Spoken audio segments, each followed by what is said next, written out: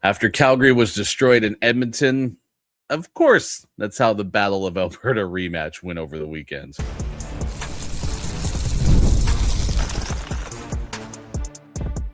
You're Locked On Flames, your daily podcast on the Calgary Flames. Part of the Locked On Podcast Network, your team every day. Hello and welcome. I am Ryan G, and this is Locked On Flames, part of the Locked On Podcast Network, now the #1 sports podcast network. Oilers at Flames recap from Saturday. What went right against the Oilers? And later on the show, we'll look at things that are still not going well for the Calgary Flames as they get set to host the Boston Bruins on Monday. Plus, our weekly look at the opponents' looks from the prior week. What are the official opponent jersey power rankings looking like? We'll have that coming up on this edition of Locked On Flames. As I mentioned, I am Ryan. I am a lifelong play-by-play broadcaster based in the Pacific Northwest, and very excited to be with you as a decades-long Flames fan since Peter Marr got me back into the fray as an 0-4 listener with the Stanley Cup final. Tremendous time in Calgary Flames hockey, and we're far removed from competing for a championship with this Calgary Flames team over 20 years since they were in a Stanley Cup final. But when you get moments like they had on Saturday in a Battle of Alberta, things start to feel a little better. Calgary getting a 3-2 victory over the Edmonton Oilers. Blake Coleman scored his 11th goal of the season to give Calgary a 3-2 lead. A 3-1 lead to be fair, and end up getting that win 3-2 in the matchup against Edmonton. And this was on the heels of a disastrous look at Rogers Place in Edmonton just 4 days prior. On that Tuesday, you had the good break in between for Christmas and the teams getting some time off, and they get back together. Calgary winning 3-2 in the matchup of Battle of Alberta #3. And Calgary actually leads this series now 2-1 in 2025-26. Yegor, Sharangovich, Ryan Lomberg also had scores, and Dustin Wolf ends up getting 29 saves, his 100th NHL game. And Sharangovich, I'm telling you, first goal since December 8th against Buffalo. Really great to see Sharangovich get going. That was something that it feels like, as we look at what's not gone great for the Calgary Flames, is offensive acquisitions over the course of time, especially those that Calgary has traded for. Sharangovich is in that batch, but good to see him get to the back of the net first time since December 8th. And Calgary also basically added on to the woes that Edmonton has felt as they fought the 3-13-3. 13 of the regulation losses have come after they didn't score the first goal of the game. Calgary improves to 11-6-1 with their goal scoring first. And Dustin Wolf, big reason for it, 904 save percentage in his first 100 starts, 2.8 goals against average. Has 49 wins in those 100 games as well. And it's been impressive to see what he can continue to do for this Calgary team that, again, doesn't seem like it's going to be a squad that has any chance of tanking toward the bottom portion of the standings, because they have such a good goaltender.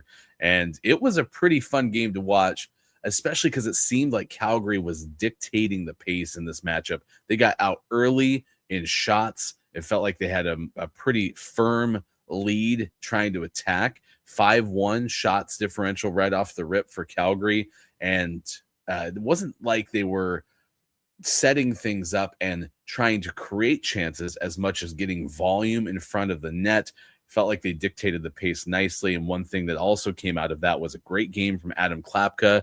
Klapka gets the red blazer in the post game. It was really cool to see him have that opportunity to contribute. Almost scored a goal late in the game. Ended up getting caught between Connor Ingram and the post, but it was a solid game from Claps as he helped Calgary get the win. No, it's for small people. It's not for me. Like, I mean, yeah, I'm happy I got it, first time. So yeah, I enjoy it, and yeah, I just want to continue to play how I did.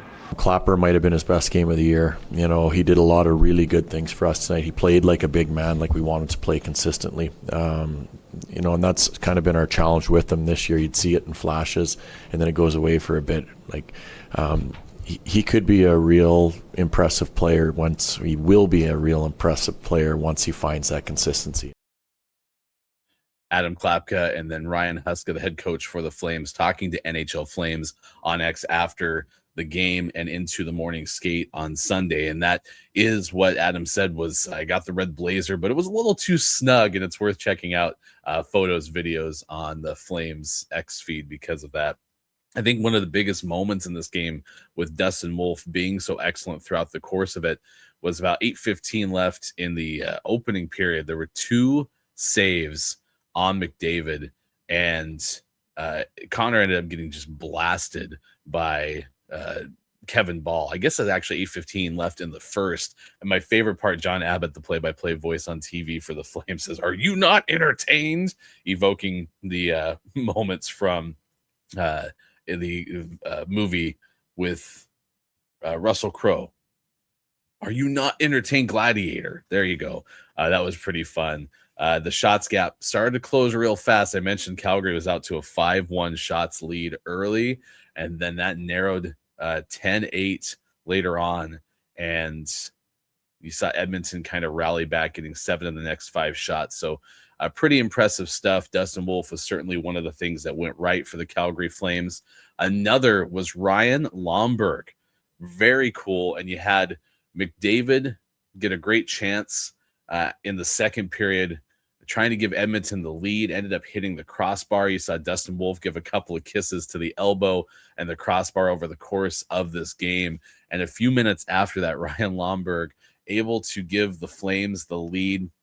Big turnover in the end and quickly scored. It was great because it just seemed to be a solid piece of energy that the Scotiabank Saddledome needed to have.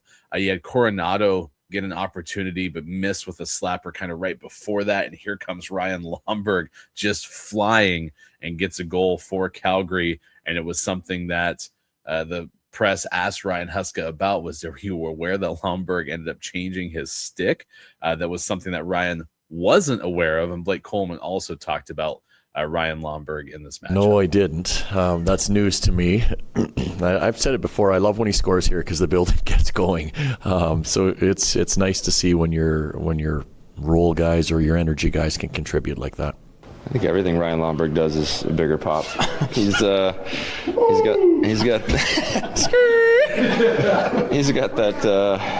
that personality that when he does good things out there, it gets the whole bench and the whole crowd fired up. Ryan Huska, Blake Coleman talking to NHL on NHL Flames on X after that, and I like just the giddiness of this team. You could tell that it was a completely different mood after the loss to Edmonton at the Oilers barn, and they kind of flipped things around in the Sea Red. 3rd goal in 5 games for Ryan Lomberg, matches his season total from all of 2024-25. So pretty impressive. And one last quick snippet, Ryan Lomberg talking to NHL Flames on X about that goal. It's great, especially contributing to a big win. It's always a lot better, especially at the Dome. I love when the Sea Red gets rocking. What'd you see on that one? A lot of net. What'd you see? A lot of net, he says. So what went right? Dustin Wolf and the post should give lots of credit to the crossbar and the post for Calgary, because there were a couple of shots that McDavid and company put on net. But if you're going to beat a good team, it's never bad to get a little bit of luck along the way. Ryan Lomberg certainly was another thing that went right for Calgary. And then Adam Klapka, very good game, and kind of dictating that pace for the Calgary Flames was so critical in their win over Edmonton 3-2. So Calgary's now 3 points out of the wild card, and another matchup on Monday against the Boston Bruins. We'll preview the matchup with Boston, also look a little bit at what went wrong for Calgary in their victory over Edmonton when this episode of Locked On Flames continues. There is nothing like being near the ice during hockey season. The speed, the hits, the atmosphere, it's unmatched. Watching at home is great, but being in the building is a completely different experience. The only thing that used to get in the way was actually getting tickets. Long queues, endless screens, and prices changing at checkout. That's why the Game Time app gives the advantage back to the fans. It is the hack for unlocking amazing NHL tickets and experiences in just a few taps. I've used the Game Time app before. You can go in there, check out upcoming NHL games, and it's always surprising to see how fast it was to find great seats. Seeing NHL tickets for as low as $25 makes it easy to plan a game night. And I really like the fact that the fees are included up front. So the price that you see is the price that you pay. Take the guesswork out of buying NHL tickets with Game Time. Download the Game Time app, create an account, and use code LOCKEDONNHL. That's LOCKEDONNHL for $20 off your first purchase.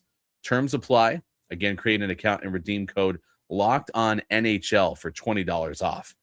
Download the Game Time app today. Thank you so much for making Locked On Flames your first listen every day. Thank you for making Locked On the #1 sports podcast network. And big thanks for me as well, looking at everyone who's been watching on YouTube, leaving comments with us, and of course, downloading on your favorite podcast app. And that's something you can do even with our Everydayer Club. If you haven't already, go check it out. You can access an ad-free version of Locked On Flames. It is compatible with said podcast app, whether it's Apple Podcasts, Spotify, or any other major app. And we give you an invite to the members-only Locked On Everydayer Club Discord. Great place to go in, start group chatting, and interact with show hosts and other fans of the shows with our Everydayer Club. Please head over to lockedonflames.supercast.com or tap the link in the show notes to learn more.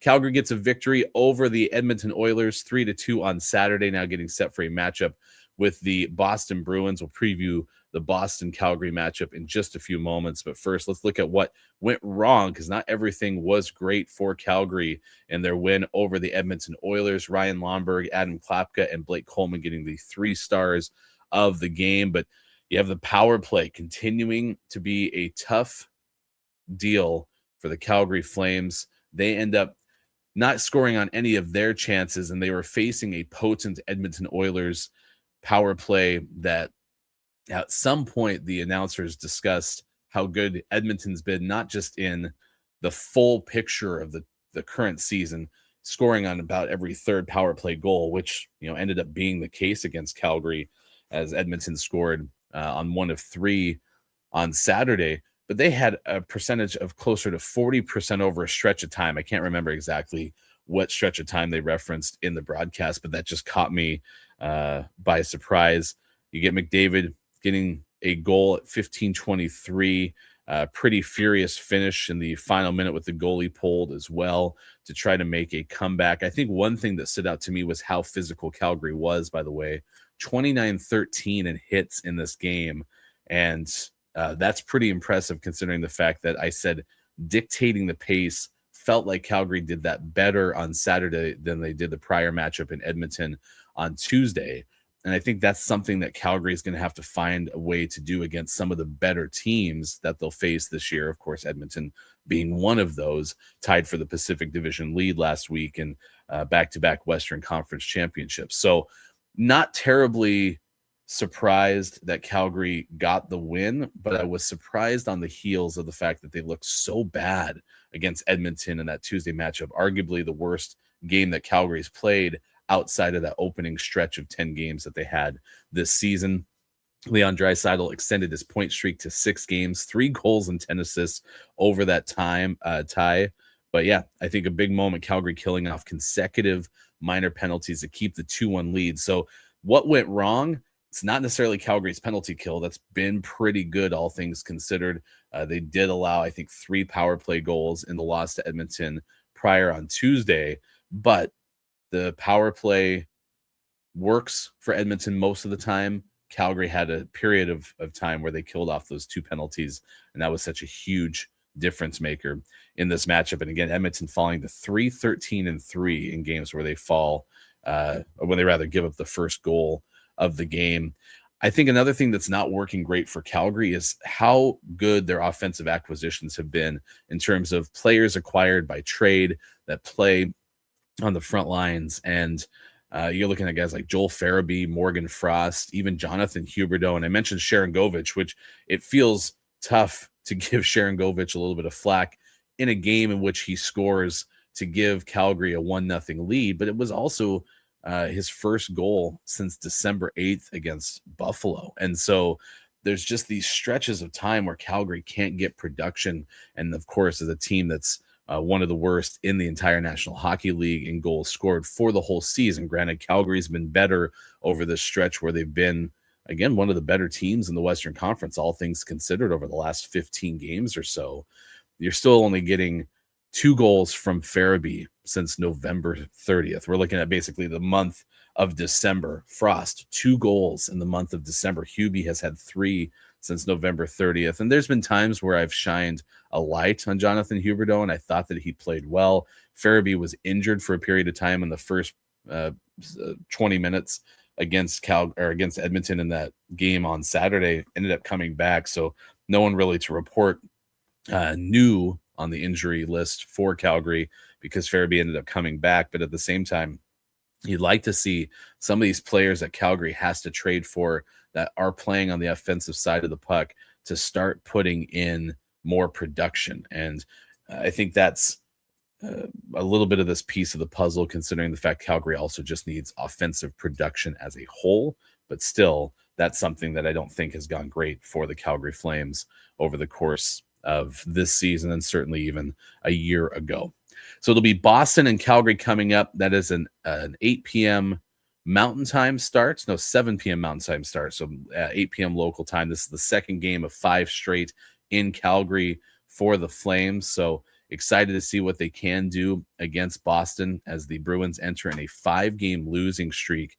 Calgary 16-18-4, 10-5-2 in their home games. So they've been very good at the Scotiabank Saddle Dome. And again, penalty minutes continue to plague Calgary as they're second in the NHL, serving about 14 penalty minutes per game. 14 penalty minutes per game feels just absolutely absurd. Meanwhile, Boston 8-10-0 on the road. They're 4-5-1 with that 5-game losing streak coming into this over their last 10. And Calgary, believe it or not, is outscoring Boston over the last 10 games. Calgary netting about 3.5 goals per game, whereas Boston's good for about 3.1. And penalty minutes up for the Bruins as well. They're serving about 16 and giving up 3.5 goals per game. No injuries really to report on either side. You look at some of the best performers right now for Boston, and you start with the likes of Morgan Geekie, 25 goals, 15 assists for the Bruins so far, and then you have 4 goals, 7 assists over the last 10 games for David Pastrnak. So the test is there. Calgary, we talked about, if they're going to be a postseason team, this stretch of 5 games at home, starting with Edmonton last Saturday, you have the Flyers coming in on Wednesday, and then Nashville and Seattle going into the front end of next week. It's going to tell you if Calgary is in fact going to be a postseason team. This is a game that now you would argue, I certainly argue, that Calgary is supposed to win. Calgary is supposed to beat Boston at this point. I think that that's a pretty safe type of phrase to say, because Calgary has been good as of late. You look at Boston right now, they're sitting at 41 points. They're third to the bottom of the standings in the Eastern Conference. The Flyers, who will come in on Wednesday, 45 points right now, third place in the Metropolitan. So that's probably a game where you could argue that Calgary will have a tougher test, but then you finish out things with Nashville and Seattle. Nashville's been kind of a disappointment this year, but still right there with Calgary at 36 points, and then Seattle at 38. They basically had the upside down season of the Calgary Flames, where they started in playoff contention. They've kind of fallen down, Calgary beating Seattle in the most recent matchup in Calgary. They'll play again for the second time in Alberta in a while. So we looked at what went wrong a little bit for the Calgary Flames. We certainly preview this game against Boston coming up. But the thing that I like to do on Mondays is look at the jerseys from the prior week's opponent. And it's going to be a double heap of Edmonton review, because the Oilers also came out with a different look in the matchup in Edmonton. We'll do the official opponent jersey rankings when this episode of Locked On Flames continues.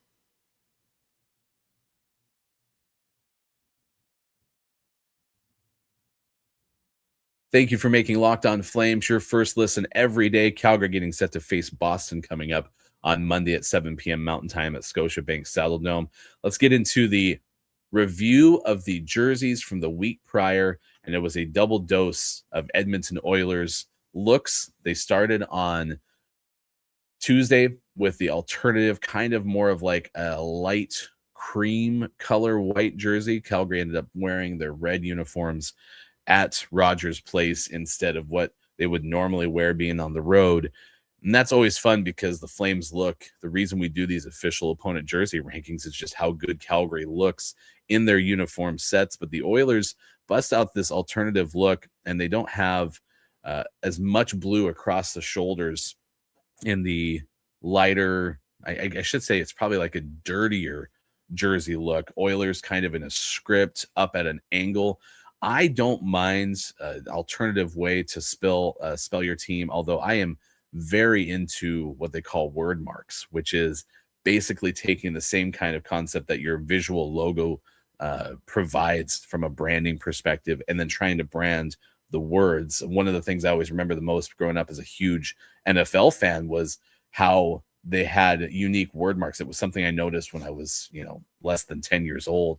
And I have a chest that my mother-in-law gave me that has all of like the 1970s, 1980s NFL word marks that are on there. So I always kind of liked how there was some branding and just the way that the names were spelled. And so the Oilers have a more script look. I'm not a big fan of diagonal writing on jerseys. It's not something that I've always appreciated, and the Oilers kind of has an up and to the right angle on it. But I like the lines that they added into these alternative looks with the broader blue striping over the shoulders, kind of as usual, but then they have these two orange narrow stripes that go over the shoulders as well. I also like the placement of what is often called TV numbers, which are jersey numbers that are on the sleeve. That's something that looks pretty good too on these Oilers jerseys. I'm not a huge fan of the Oilers' primary logo by and large. I kind of like jerseys, I should say logos that have a more implied idea of what the team's name is as opposed to having to spell it out on an alternative jersey. I think that that's often more acceptable, but usually not the case for me in their primary set. I also kind of like the stylized word or numbers on these uniforms as well. It's kind of a little bit of a softer curve in terms of the way that the numbers, as opposed to like the sharper types of angles that you get on the primary Oilers jerseys. So last week I gave the Sharks a B+ for their alternative. For the Edmonton Oilers, partially because I'm not a huge fan of light jerseys. That's always going to kind of swing my bias a little bit anyway.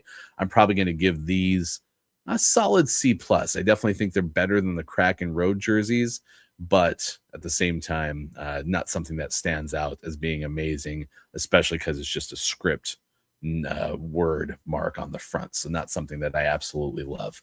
For the Oilers road primary uniforms, I do think one thing that stands out to me compared to the alternate jerseys is the thinner piping on the bottom of the jersey. The Oilers alternatives have a broader blue stripe that has no gap between the orange striping on the top and bottom of that broad blue striping, whereas the Oilers jerseys on their standard road uniforms have a huge gap. It's basically the same width on the orange stripe in the middle with the two broader blue stripes on the top and bottom, and that mirrors what's going on the sleeves. And that just doesn't stand out as being as neat looking, as clean looking. I actually like the blue going all the way over onto the shoulders on the primary jersey, and that's sometimes more of a standard look that you see in the NHL anyway. But by and large, the Edmonton road jerseys aren't great, and I know we're not measuring them because Calgary did play at Edmonton last week, but they had the flip-flop because of those alternate jerseys. So we didn't see the Blues from Edmonton at home like you normally would for the Oilers. I think the road jerseys for Edmonton actually stand out more than the home jerseys. For some reason, as good as the combination of orange and blue is, as a Denver Broncos fan myself, I don't love those home unis for Edmonton. I think it's also tough when you grow up. Well, I shouldn't say grow up, but as you start to become a Flames fan, it's pretty easy early on to realize, oh, the team that we don't like the most is the Edmonton Oilers. So again, you have some bias built into there, but I gave a C+ to those Edmonton alternative road jerseys. For the standard road jersey, I'm just going to give it a C. I think it's right in line with the Kraken jersey. Nah, I'm going to give it a C+ too. I'm going to give it a C+ too, because I don't like those Kraken road jerseys as much as I wish I did. And I'm kind of trying to set the power rankings based on one another. So I'm going to give a C+ to the alternative, and I'm going to give a C to the road jersey. I don't like the logo for the Edmonton Oilers so much that it definitely kind of knocks me back. But let me know what you think. What are your takeaways from the two jerseys that the Edmonton Oilers used, first at home and then on the road at Calgary? As every Monday we take a look at the official opponent jersey rankings, and I'm seriously interested in your comments. You can let us know on YouTube in the comments below every single video that we post on Locked On Flames YouTube channel. Thank you so much for tuning in today. Of course, join us tomorrow. We'll recap the Bruins and Calgary matchup. Again, game number 2 of a 5-game homestand that could define the Calgary Flames' season. Make sure you subscribe, follow Locked On Flames so you get all of our latest episodes. And again, make it easy to find a way into the Everydayer Club, whether you ask for it for an upcoming gift or you want to give it to somebody else. You can get ad-free episodes of the show, exclusive Discord server access, and more. Subscriptions can be gifted at lockedonflames.supercast.com. For those of you on video, we send you to the first ever 24/7 national Locked On Podcast Network YouTube channel. On audio, make sure your second listen is NHL Game Night on Locked On NHL. My name is Ryan G. Thanks for having fun with us. We'll see you again soon for more Locked On Flames.